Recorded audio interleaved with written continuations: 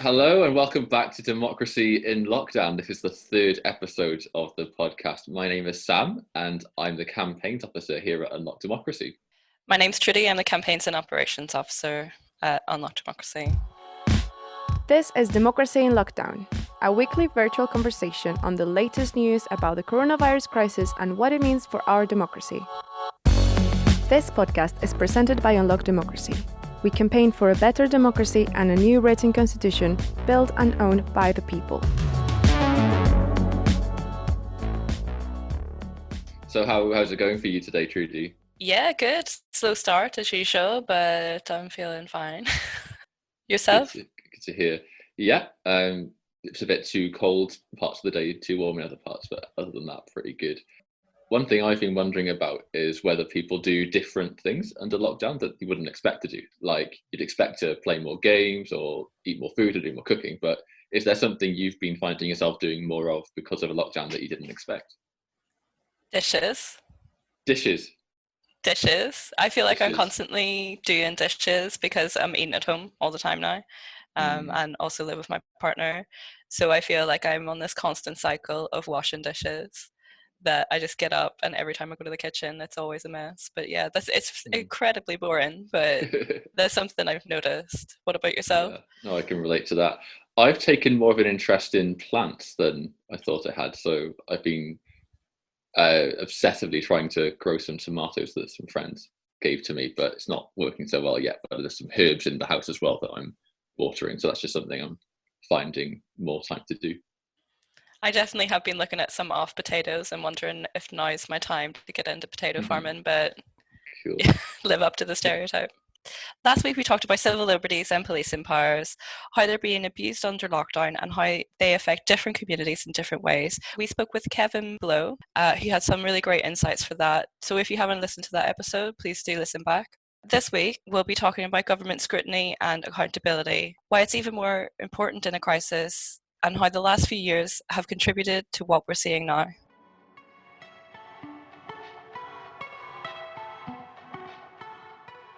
So some recent news items that have come up over the weekend. There's been a huge report in the Sunday Times at the weekend about the astonishing lack of action from the current government, where it was revealed Boris Johnson skipped 5 COBRA meetings on the virus. The order protective gear were ignored and scientists' warnings fell on deaf ears. The report states that the failings of February may have cost thousands of lives. There's also a mounting legal challenge about government treatment of prisoners in this time. There is a letter from lawyers acting from Howard League for Penal Reform and the Prisoner Reform Trust. It gives details of a proposed application for judicial review in relation to the Secretary of State's response to the obvious need to substantially reduce the prison population to save lives and avoid a public health catastrophe. There's also been our first protest over the coronavirus crisis, where a lone doctor has taken their PPE protest to Downing Street, and a review has been launched into the disproportionate impact on BAME communities in this current crisis. Yeah, read that one too, and it's really important that's finally happening after all the piling evidence of that in the news. Okay, let's kick off. Today we're talking about accountability and transparency, and this is really one of the most important cornerstones of any democracy, in my view. It's how a society can influence the government between elections, and it gives voters critical information when deciding how to vote. So there's many forms that accountability and scrutiny can happen. So this takes place in the form of the media asking questions, of citizens protesting, and opposition politicians asking difficult questions. And in such a centralized system where there are a few key decision makers, this is even more important. But information is often not accessible at the right time. Opposition hasn't been able to ask questions in Parliament. Options for protesting by the public are very limited, while the media is owned by a few people, although it has started doing vital investigations into the government's response, as we've been hearing about this week. Today, MPs are approving a virtual Parliament, which will change that situation a little bit, but only 170 MPs will be able to participate in any one session, and there's no provision yet for online voting. So Trudy, there's been a number of crises piling up in terms of the government's response and questions being asked about their attitude to scrutiny. You've been looking into some of these examples, haven't you? Yes, I have. So with The two major things that have come out of this crisis is the government's response on PPE, on both PPE and testing. There have been a number of claims over the past 2 months. I would say 2 months, but more serious claims over the past month about them being slow to respond to the ongoing pressures of demand for tests. What I'm going to do today is I'm going to give you a sort of rundown of the timeline, and a big shout out to the Byline Times, who have an incredible run-in calendar of events on their website, and to Stefan Smanowitz, who is also a journalist who is doing some very great long threads in terms of trying to make the government accountable for their past mistakes. So as early as the end of January, there was a meeting of 4 EU member states that said that the virus could require increased stocks in Europe of personal protective equipment, so PPE, such as gloves, masks, goggles, aprons, things like that. And the Commission said that it was ready to help if asked. The UK decided not to participate in any of the 4 EU procurement schemes to buy medical equipment in response to the coronavirus crisis. It's important to note here as well that the British government were not officially, but were pro-herd immunity from an early stage. And the first indication that this was government policy was on the 5th of March, where Boris Johnson floated the idea of herd immunity in an interview in This Morning. He said that one of the theories is that perhaps you could take it on the chin, take it all in one go, and allow the disease, as it were, to move through the population without taking as many draconian measures. This was almost a month and a half ago. This sparked general outrage from medical professionals and the public, which forced them to slowly back down from the stance. By the 20th of March, at the same time that all the schools were closed alongside pubs and restaurants that evening, the Deputy Chief Medical Officer, Jenny Harry, said that the country has a perfectly adequate supply of PPE and that supply pressures had now been completely resolved. And this kind of lay dormant until the start of April, where the PPE shortage row had started to escalate. So on the 2nd of April, Dr. Chan Nagpal, who is the chair of the Council of the British Medical Association, said that the doctors' union had heard concerns from physicians in more than 30 hospital trusts about protective equipment shortages. On the 3rd of April, in a joint press release, Chief Executive and General Secretary of the Royal College of Nursing, Dame Donna Kinnairn, noted that I'm hearing from nurses who are treating patients in COVID-19 wards without any protection at all. At the same time, a British Medical Association survey of its members found that more than half of doctors working in high-risk environments said that there were either shortages or no supply of all adequate face masks, while 65% said that they did not have access to eye protection. And this is important because when somebody coughs, it can very, very easily get into the eyes. It not only is transmitted to your face or your hands where you can touch, but also that if it gets into your eyes, it can progress very rapidly. So on the 9th of April, a secret memo leaked to The Guardian stated that hospitals across England are running out of the surgical gowns needed to treat patients with COVID-19 and do not know when fresh supplies will arrive. It said that the memos contradict repeated assurance by ministers and the NHS bosses that they are getting on top of widespread shortages of PPE that have produced panic and fear among the frontline staff. So just a day later, Matt Hancock gave at the Daily Press briefing a statement of the talks of Herculean efforts and a new distribution network to ensure daily deliveries. In the same statement, he urged NHS staff not to overuse PPE, that we need everybody to treat PPE like the precious resource that it is. Now, this contradicts earlier claims that they had enough PPE to go around, and it's quite frankly shameful that he would inadvertently blame NHS staff for their own PPE shortages. This kind of attitude is something that we do see from politicians and had been reflected in Priti Patel's recent statement, where she said that she's sorry if we feel that there have been failings over the struggle to procure PPE for the NHS. It's very sorry you were offended, isn't it? Exactly. And that's in response to some very serious and worrying data that shows that NHS staff are dying from this virus. On the 12th of April, a report found that the UK government stockpiles containing protective equipment for healthcare workers in the event of a pandemic fell in value by almost 40% over the past 6 years. This analysis of official financial data suggested that 325 million was wiped off the value of the Department of Health and Social Care emergency stockpile, reducing it from 831 million in 2013 under the Conservative-led coalition government to 506 million by March last year. On the 17th of April, it emerged that NHS bosses have asked doctors and nurses to work without protective full-length gowns when treated COVID-19 patients, as hospitals came within hours of running out of supplies. This guidance is a reversal of the previous Public Health England guidelines. To move on to testing, on the 15th of April, Matt Hancock said in a daily briefing that they had committed to 10,000 tests by the end of March, which he says that they hit. Then they had previously committed to 25,000 tests by the end of April. He said that he would increase that goal to 100,000 by the end of April, so they would hit each of the goals that we set on testing. Now, the aim to do 25,000 tests a day within 4 weeks was first announced on the 18th of March. 4 weeks later, on 15th of April, 18,665 tests were performed with 13,839 people tested. The number of tests has not surpassed 25,000 on any single day, meaning that the government has missed that target. The government could still meet its more vague mid to late April targets to achieve 25,000 tests per day, but Matt Hancock increased the goal for testing by the end of April to 100,000 on the same day.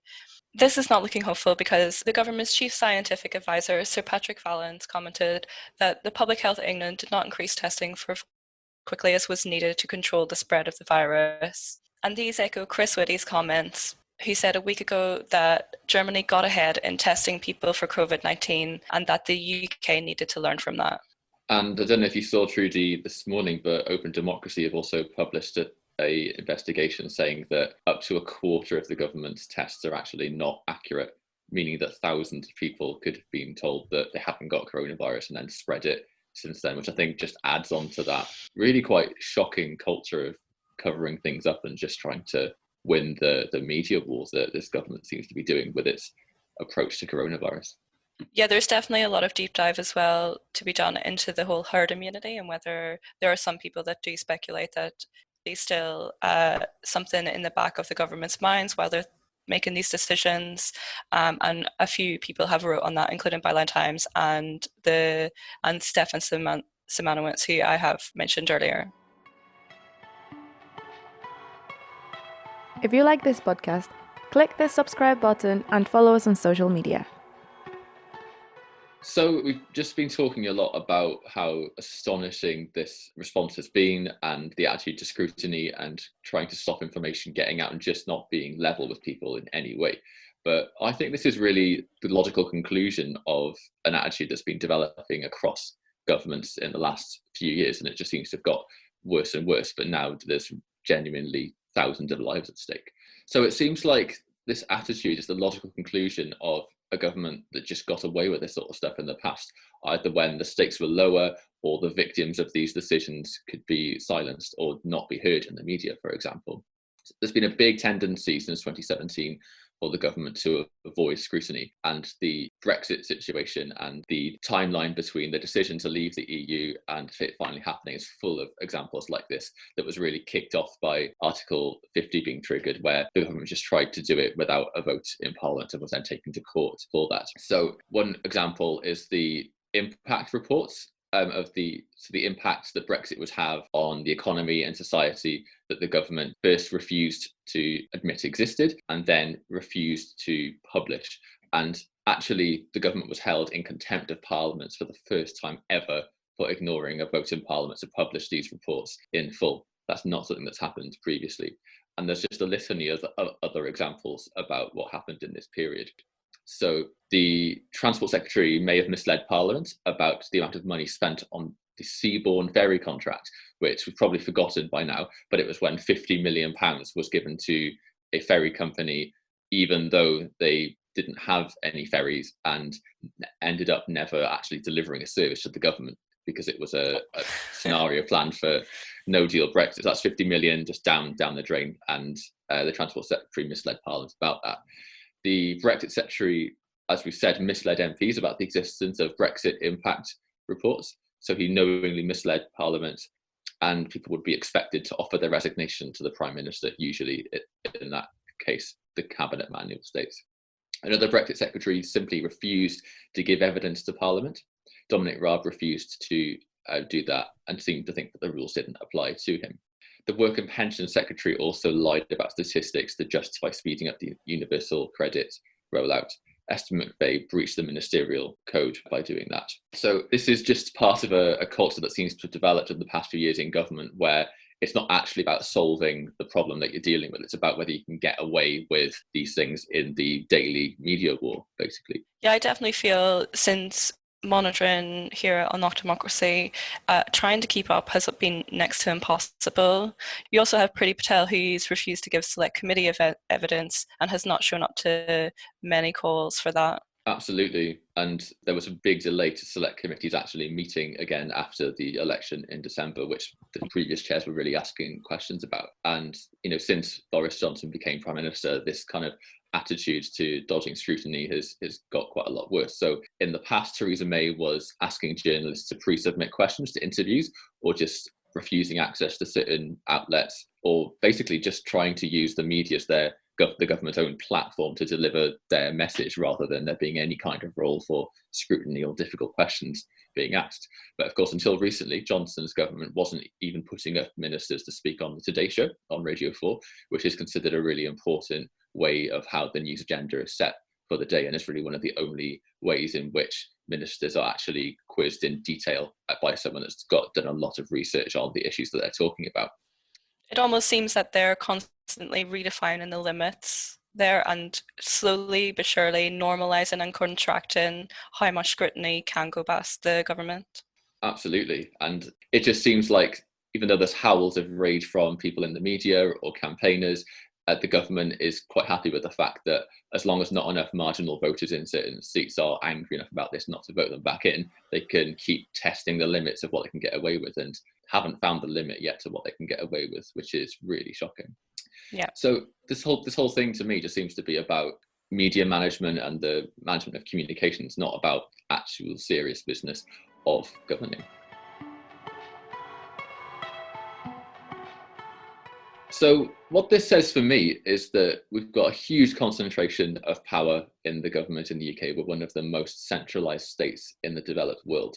A lack of scrutiny and accountability has given people the feeling that the government is untouchable. So accountability is very weak in the UK, and ultimately the only power the public have to hold ultimate accountability is a general election, which gives the power to sack a government to only a handful of voters in marginal seats.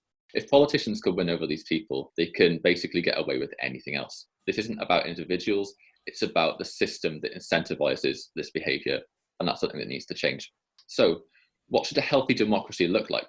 Should the public have more opportunities for a direct say in decisions? Should we be looking to examples in the United States, for example, where voters themselves can put policies to an initiative or a referendum? Should politicians be directly questioned by members of the public in a way that is controlled by an independent body, rather than at the People's Question Time, where the rules are basically set and filtered by the government? Yeah, I think absolutely that there should be more channels for politicians to be scrutinised by the public. There's a clear lack of trust, and this has been recorded over many surveys in the past few years. The public do not trust politicians, and a way to do that, a way to reignite that trust, could be direct communication with the public. Something that the daily press briefings, however small that they are, is open up a channel for scrutiny by the public where they can actually see the timeline of what is happening in one individual case. And this could be, I wouldn't say that the government should do daily press briefings in general, but I think for big issues like Brexit, we should definitely be having more public scrutiny coming in. And definitely for example, whenever the Windrush Committee report came out, there should have been a briefing where the government was questioned. Absolutely. And seeing these daily press conferences just reminds us really of how little these things happened in the past, and how it shouldn't feel novel to have this level of access to what the government is doing, but there we are. And Trudy, you said that lots of polling is saying that people don't have faith in politicians. If we opened up politicians to direct questioning by the public more, they'd at least hear more about the everyday experiences of ordinary people, not just about the rich donors or about the people in the same sort of circles that they're hanging out with. So that would at least increase the possibility that they'd make decisions that interest of the majority more than they often are these days. What do you think? Should people have more access to politicians than they do now? And what should a healthy democracy look like? Let us know by sending us a comment or on social media. And do also let us know, what would you like to hear in our next episode? So I hope you've enjoyed this. Stand with us to transform democracy. And if you want to be the first to hear when new episodes come out, but also what we're doing in terms of our campaigns, sign up to get our email updates today. You can do that on unlockdemocracy.org.uk or follow a link in the comments. Thank you very much for listening. Until next week. Thanks, Judy. Bye. Bye. Thanks for tuning in. We'll be coming back next Thursday with more. Remember, you can reach us on social media and tell us what you think we should discuss next week. If you like this podcast, please subscribe and share. Stay home, stay safe.